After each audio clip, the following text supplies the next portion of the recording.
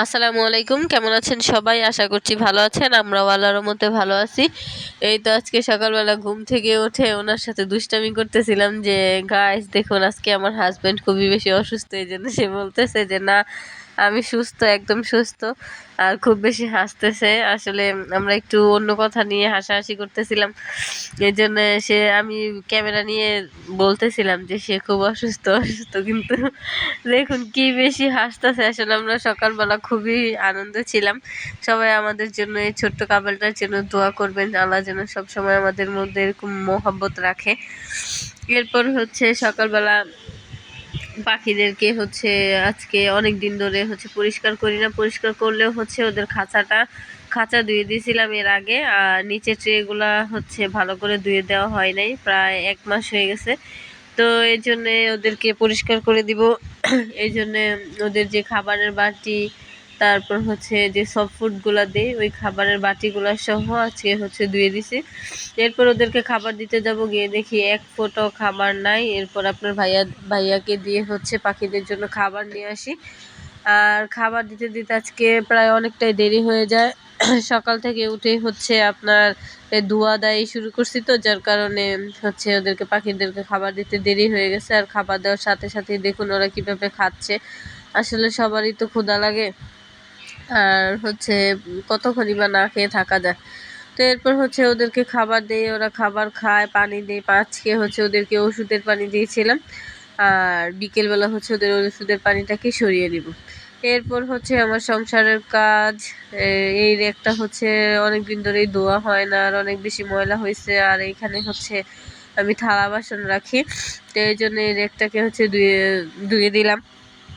আর এই যে দেখুন এই কয়েকটা হাতে গোনা হাঁড়ি পাতিল, এইগুলাই আমার সংসারের সবকিছুই, মানে এদের দিয়ে আমার সংসারের সবকিছু শুরু, বা এই কয়েকটা হাঁড়ি পাতিল দিয়ে আমি সবকিছু করি।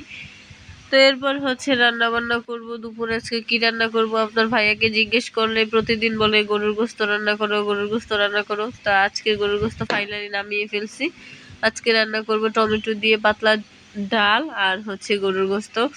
তো এই জন্য গরুর গোস্তটাকে বসিয়ে দিলাম। প্রথমে পরিমাণ মতো তেল ও পেঁয়াজ কুচি বেরেস্তা কালার করে নিয়ে এর মধ্যে দিয়ে দিব পরিমাণ মতো রসুন, আদা, জিরা, গরম মশলা বাটা। আমি জিরা গরম মশলা একসাথে বেটে ডিপে সংরক্ষণ করে রাখি। যখন আমার প্রয়োজন হয় শুধু বাটাটা নামিয়ে দিয়ে দিলেই হয়ে যায়। এরপর ধুয়ে পরিষ্কার করে রাখা গরুর গোস্তগুলো এখানে দিয়ে দিব, দিয়ে ভালো করে মশলার সাথে মিশিয়ে চুলার আঁচ একদম লো করে দিয়ে ঢেকে রেখে দিব প্রায় 10 মিনিট। 10 মিনিট পরে এসে দেখব যে গোস্ত থেকে প্রায় অনেকখানি পানি ছেড়েছে। আর এখানে আর অন্য কোনো পানি দিব না, এই পানিটা দিয়ে গোস্তটাকে খুব ভালো করে কষিয়ে নিব। আর এই চুলার আঁচ একদম লো করে দিয়ে রান্না করলে এইটুকু পানি দিয়ে গোস্তটা আপনার প্রায় অর্ধেক সিদ্ধ হয়ে যাবে। এরপর আমি আর আপনাদের ভাইয়া কষানো গোস্ত খেতে খুব পছন্দ করি, আর যখনই রান্না করি প্রায় সব সময় আমরা কষানো গোস্ত খাই। তো এই জন্য ওনাকে টেস্ট করার জন্য দিলাম যে আপনি একটু খেয়ে দেখেন তো আসলে কেমন হয়েছে। সে খায়, ওনার খেয়ে তো বলছে যে আসলে কেমন হয়েছে। তো এরপর আপনার ভাইয়া নিচে যায়, কাঁচা বাজারের প্রয়োজন ছিল, ঘরে কোনো কাঁচা বাজার নাই, এজন্য নিচে গেছে কাঁচা বাজারের জন্য। আসলে দেশের যা পরিস্থিতি, এই টাইমে যে কোথাও কাঁচা বাজার পাবো বা কবে দেশের পরিস্থিতি ঠিক হবে আল্লাহ জানে। এরপর কাঁচা বাজার না পেয়ে সে শুধুমাত্র ডিম নিয়ে চলে আসছে। আর ডিমের হালির দামও অনেক বেশি, প্রায় অনেকটা বেশি বেড়ে গেছে। তারপর আমরা দুপুরে লাঞ্চ খেতে বসি। আসলে আমরা দুইজনে সবসময় একসাথে খাই, সে নিচে গেছিল যার কারণে প্রায় অনেক দেরি হয়ে গেছে, এখন প্রায় 2:30টার মতো বাজে। এরপর দুইজনে মিলে খাবার খেতে বসি। আর গরুর গোস্তটা আজকে মিডিয়াম হয়েছে, অত বেশি মজা হয়নি, কারণ ঝুল আমি একটু ঝুল বেশি রেখে ফেলছি। আসলে উনি ঝুল খেতে পছন্দ করে, যার কারণে আমি এটা ভেবে ঝুল একটু বেশি রেখেছিলাম। এরপর বিকেলবেলা ঝুলটাকে আপনার কমিয়ে নিব। এরপর ডালটা রান্না করেছিলাম, ডালটা আসলে অনেক অনেক বেশি মজা হয়েছে। এরপর খাওয়া দাওয়া শেষ করে আমার কণ্ঠ শুনে বুঝতে পারছেন যে আমি অসুস্থ, কারণ আমার হচ্ছে অ্যাজমার সমস্যা, সেটা অনেকেই জানেন।